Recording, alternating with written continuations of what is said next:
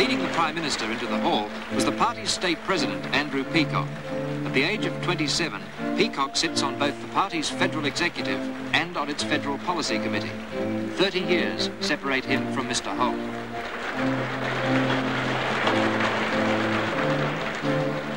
In the mid-1960s, Andrew Peacock and John Howard were young activists in the Liberal Party. These were confident days. So we'll go further down the street.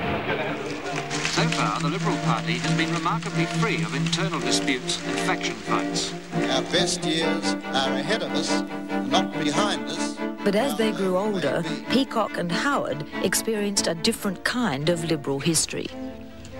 I had seen the Liberal Party's history littered with challenges. I had seen Fraser challenge Snetton, I'd seen Peacock challenge Fraser with no good reason at all. I mean, Fraser had won 3 elections in a row. I have always tried to be pretty supportive of people I was around. I got fed up with the Fraser government and stood against Malcolm. And I had no differences with John, who had his differences with me. But I mean, there breaks with the norm for me. In the 1980s, Liberals divided around these two men who had devoted their lives to the party. They also experienced their longest period out of office since Robert Menzies first led them into government. You don't know what you're talking about. In a sense, the Liberal Party was made for government under an unchallenged leader. The Liberal Party's got a bad structure for opposition.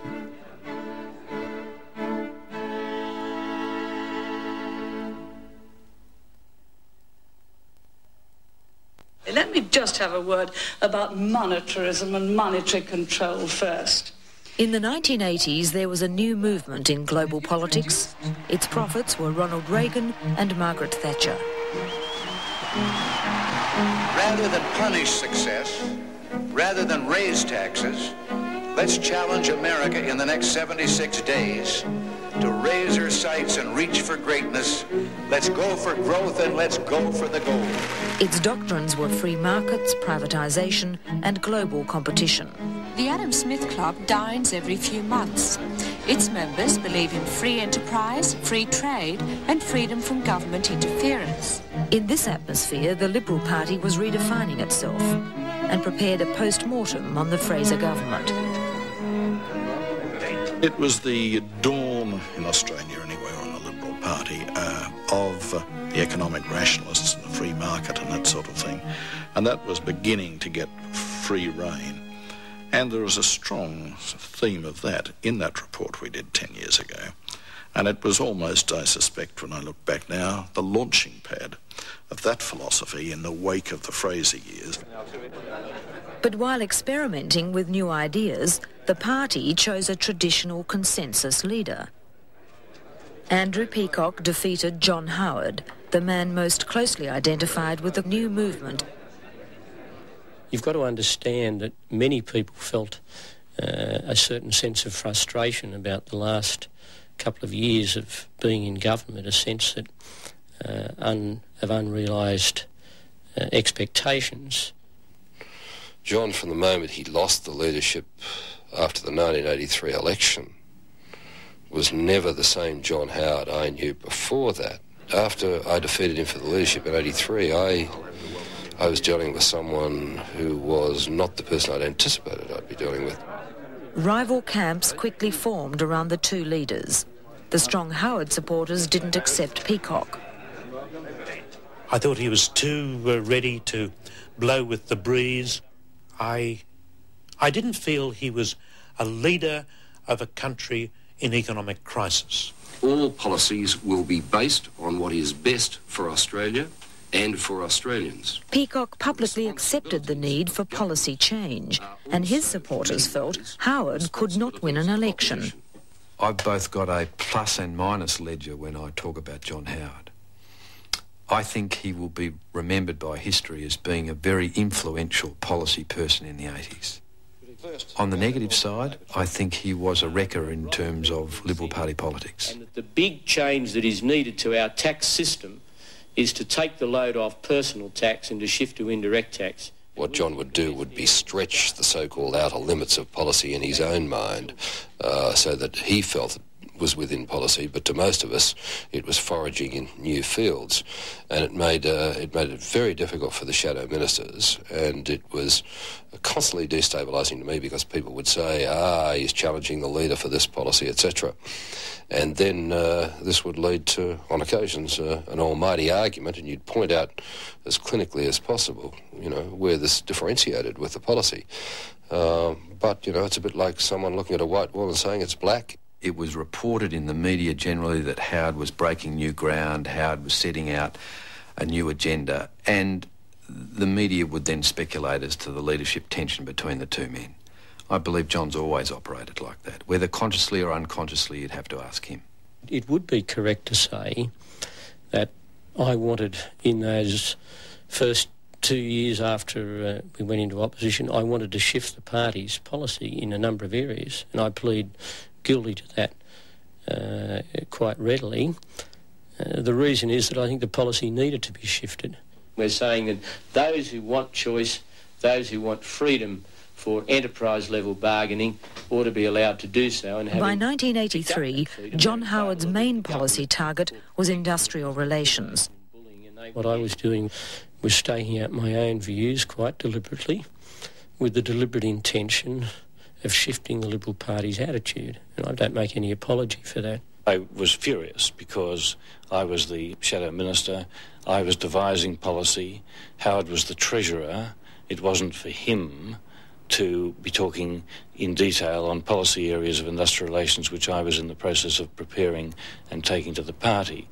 The Dry's legacy has been a major contributing factor to the Liberal Party defeats, because they weren't prepared to argue their case within the confines of the party. The calling of this early, unnecessary and to date insufficiently explained election will leave a stamp of cynicism in the minds of most Australians. In 1984, Bob Hawke called an early election. Despite the disunity within the coalition, Peacock has refused to give in. He's crossed the country at a frightening pace. As the campaign got underway, the Liberal Party celebrated its 40th anniversary. Dame Patty Menzies. It was her husband, Mr. R.G. Menzies, who forged the Liberal Party soon after an historic Canberra conference this very week, 40 years ago. There's Dame Zara Bate. For John Howard, the occasion is remembered for some unexpected encouragement from his former boss. During the course of the dinner, Malcolm said, "You've got to run against Andrew and knock him off." I said, "I can't do that. It's ridiculous, the election campaigns. I mean, it's just unthinkable. An election campaign started, etc., etc." He said, "Oh, well, look, he's got no hope of winning. You'll get annihilated for all, and what will happen to the party?" Yeah, I was aware of that. It was a bit distracting, to put it mildly. Do you really think that all you hundreds, over 1,000 people here today, do you really think you're going to be consulted after an election by the incoming government? Of course you're not.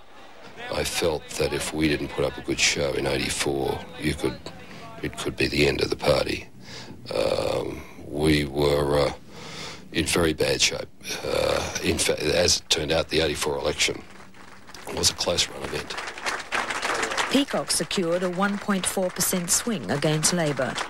The resurgence was as I felt it throughout the nation, and if I can do that in 50 days, just think of what I'll do in the next 1,000. Thank you all.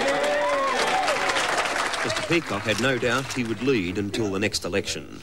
I think I could say that it's as certain as night follows day that I'll remain leader, and I wouldn't have a bar of any other view. Mr. Howard, could I ask you, would you rule out a challenge to Mr. Peacock before the next election?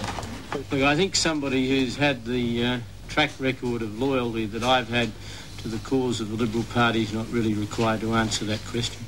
Despite the result, Howard was privately attacking Peacock. The day after the poll, John Howard revealed his feelings to a journalist. I rang him about 9 a.m. and I said, "G'day, John, it's Peter Rees here." He greeted me very warmly. It surprised me, in fact. It then became clear sometime later that he, in fact, thought he was talking to Peter Rees, his Liberal colleague who'd been elected the day before for the seat of Flinders. I asked him what he thought, of the election outcome, and he said, well, we've been directionless under Andrew Peacock now for 18 months. Nobody knows what he stands for. He's had his chance. I'm not going to deny it. I mean, my position was that I had reservations about the way in which the party was being led. I was not, you know, I expressed those reservations from time to time, as people do in talking to colleagues and other trusted people, and it's hypocritical of any politician to deny that. I mean, you don't live a monastic existence. Compared to other leadership contenders and leaders and the like, I've said very little, if anything, on the public record about my own period. But the Liberal Party in 1985 did itself a great deal of harm, those members who plotted against my leadership, because we'd done well in 1984. Key delegates from business and industrial groups arrived early today for a pre-summit meeting. In the new parliament, the Labor Party continued its own move to the right. A consumption tax was the centre of debate today. Most business groups supported it. The welfare groups, the consumer groups and the disabled rejected it. What has to be understood, I think, is that by cutting out the broad-based consumption tax, you cut out the heart of the package. Labor's embrace of the economic reform agenda threw the Liberals off balance. In tax rates. I support very strongly the broadening of the tax base with compensating reductions in income tax, and I'm very glad that Mr Keating and Mr Hawke have now, after their earlier bitter opposition to such an idea, have now moved in that direction. On one occasion, around the time of the tax summit, Andrew called me in and said, look, you're getting too close to Keating on this issue. You haven't landed a glove on him. And subsequently there was a story in a newspaper to the effect that I'd been hauled over the coals over it. And it was fairly obvious from what I was told that it had come out of his office.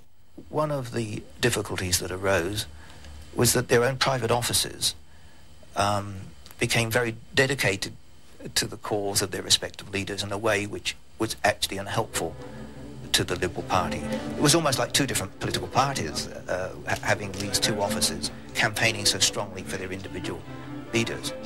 The Liberal Party today elected a new president at its Federal Council meeting in Canberra, and he immediately triggered a controversy. Conflict intensified when the new Liberal president was asked whether a challenge to Peacock could be ruled out under any circumstances. Well, I suppose you can never rule out under any circumstances because you don't know what those circumstances might be, but... It was just an indication to me that I was saddled with a federal president who was going to ensure that I didn't remain as a party leader, frankly. He does have a reputation of a certain paranoia, and I've got to say that is sheer, pure, unadulterated paranoia. I recall always contrasting the private remarks of Mr. Valder with the public remarks, and that's one of the reasons why I say to you, of all the people with whom I've had to work, I have no respect for him whatsoever. There was some very abusive language, and I don't forgive people for abusive language. That's not necessary. For Peacock supporters, it appeared that John Valder was backing his fellow New South Welshman, John Howard. So far as the question of the leadership is concerned, I do not have a syllable to add to the comments that I have already made on that subject, and most particularly the comments I made after the election in 1984. It was an environment or an air where John was looming large. I always urged Andrew not to worry about that. You trust John Howard implicitly? Yeah, he's a very good deputy. No way in the world that he'd challenge you, is there? No, I don't believe, but he's a very good deputy in any case. We work well together.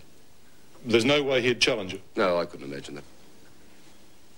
You can either ignore it, and I would suggest to you that the majority of the time you do so at your own peril and the party's peril, or you can seek to confront it. Andrew Peacock decided to confront John Howard, who was holidaying in the snow.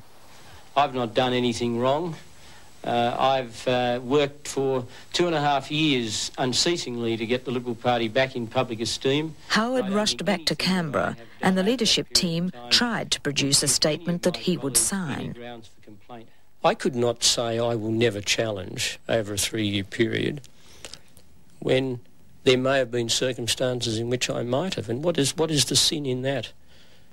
What is there about politics that says that you shall never, ever challenge?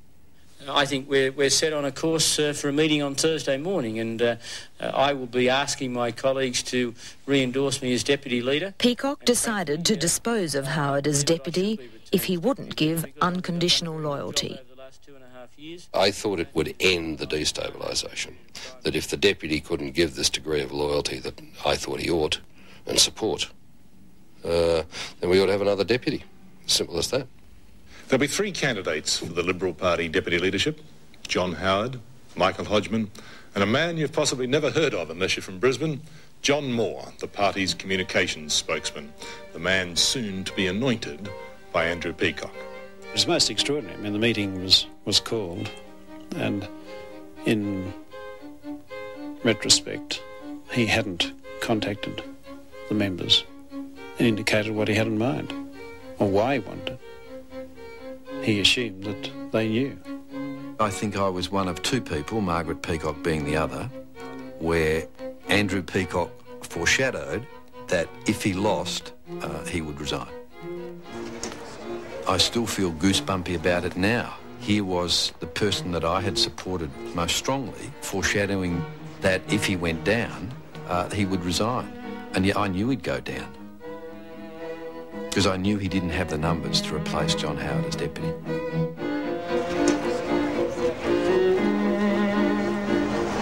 Only the most staunch John Howard supporters, like Senator Michael Bohm, were saying he would win. I think so. I'd expect so, and I'd hope so. It's all been settled. There were a couple of ballots taken, and at the end of it, the whip came back and announced that Mr Howard had been re-elected. Andrew then left the room. I didn't go out with him because I knew the game was up, and I myself was very emotionally upset. But he came back into the room and said that he had no choice but to stand aside.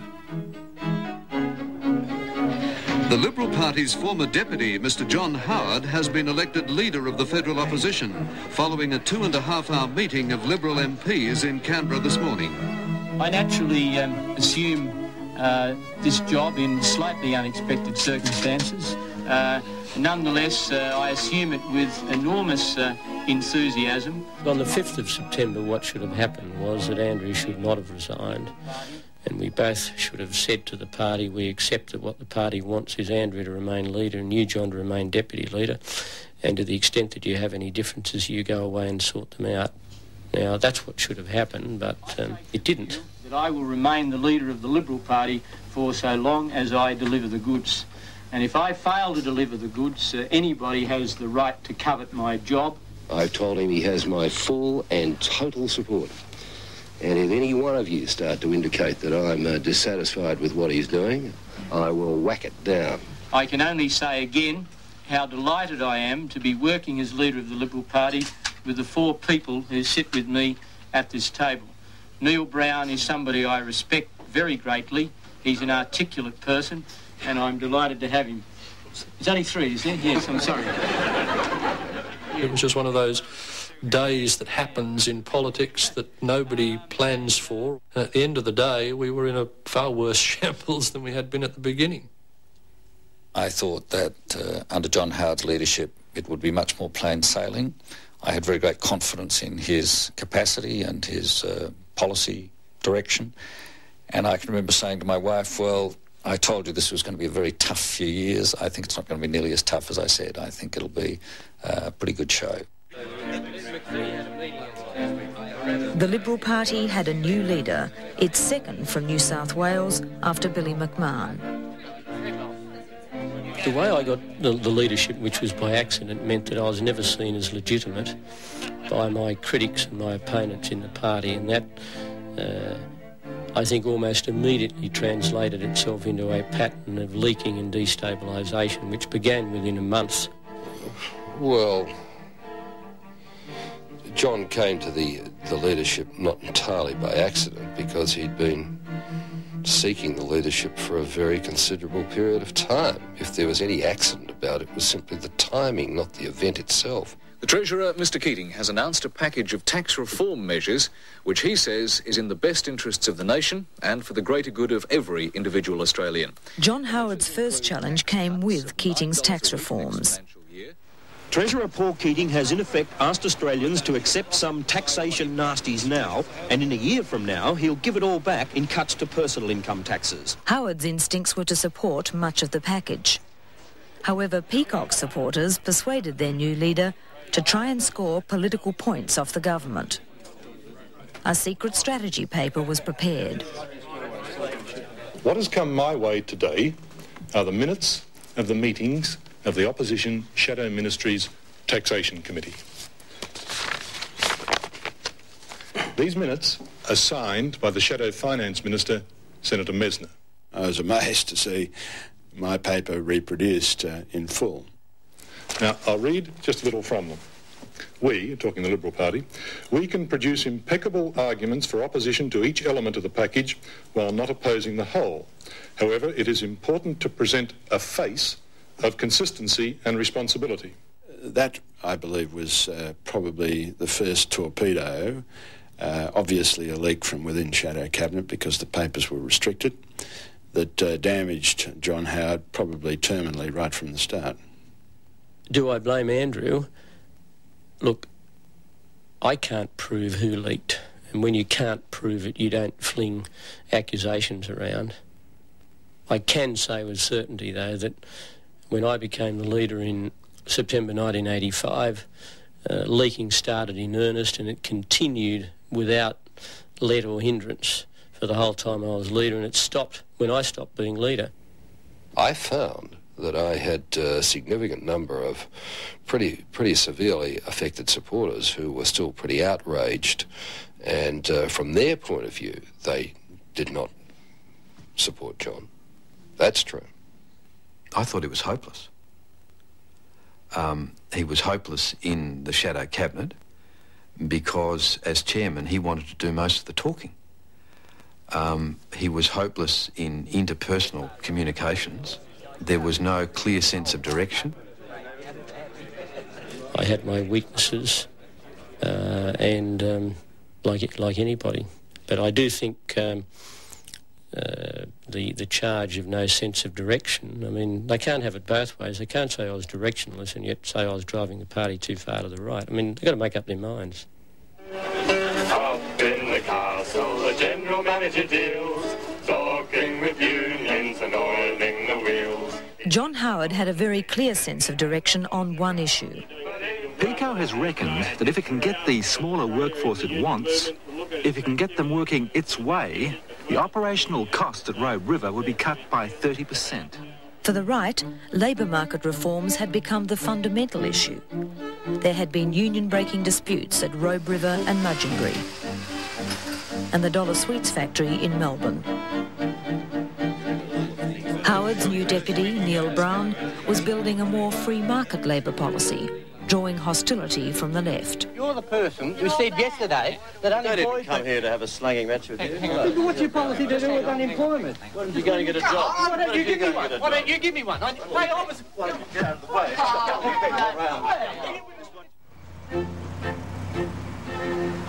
Some members of the Business Council of Australia also expressed concern during two meetings with Liberal leaders. Ian Macphee from the party's left was there as Neil Brown spelt out the new direction. These Business Council members were asking very good questions, and he either couldn't answer them or the answers were so dismaying.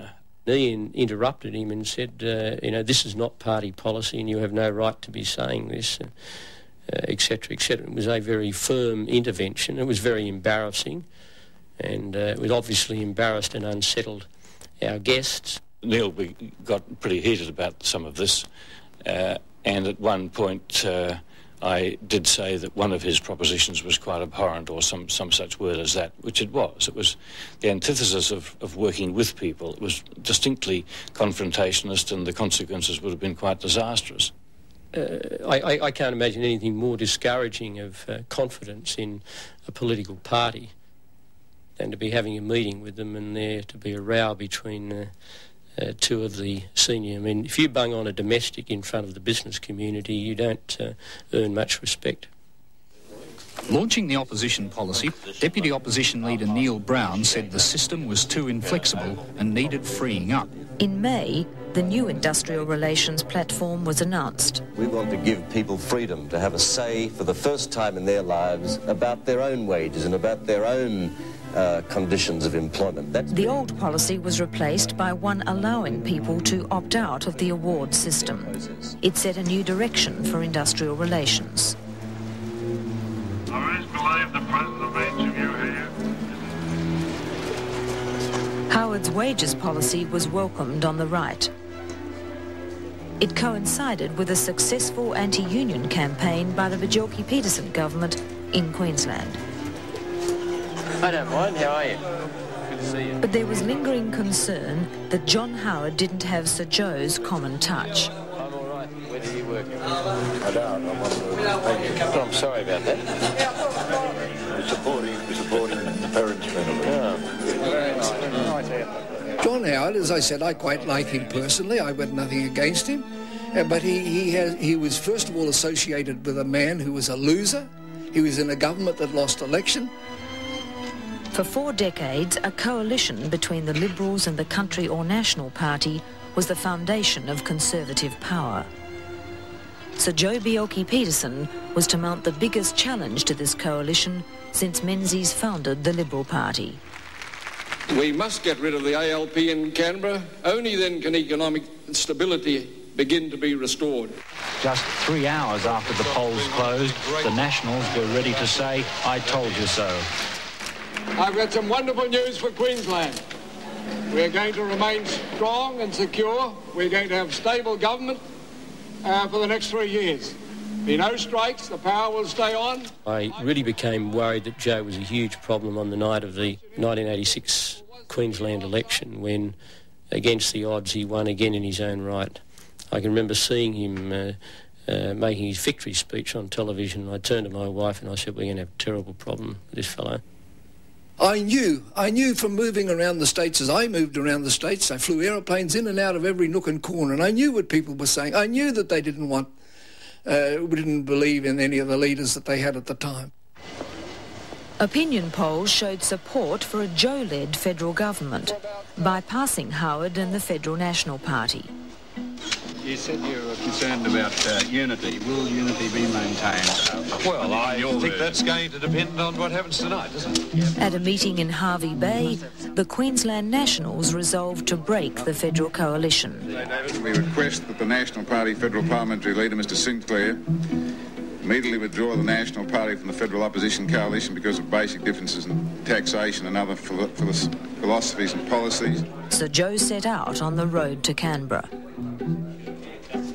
I was most concerned that what was being proposed was totally impractical, that we didn't have the structure or the time or the resources to carry it into effect, but he wouldn't listen to any of that sort of argument. It was too mundane. He was only interested in the noble concept of his providing this almost godlike leadership in Canberra. No compromise. You can't have any tax of any sort, any new tax. Less taxes, lower taxes. But the last word today came from Lady Flo, who seems to have half an eye on the lodge herself. Our National Party has a little gathering down there every year, and they give out different awards. Do you know what my award was? The Hazel Hawke Award, so that I could change the curtains in the lodge. Joe's low-tax anti-union instincts appealed to Ian McLachlan, president of the powerful National Farmers Federation. McLachlan came from an old Liberal family. We thought there was a vacuum of power in regard to the tough decisions that needed taking. First of all, in regard to things like protection, but most importantly, in regard to things like industrial relations. On the 8th day, Joe created the earth for Queensland. The Joe for PM campaign wanted to run high-profile candidates across Australia. One was the former Fraser government staffer, Andrew Hay. Well, the two elements that I found attractive were firstly that the campaign was articulating a highly conservative and rationalist economic position, many of Joe's policies having been drafted by John Stone. But secondly, it was applying pressure on the Liberal Party to drive it towards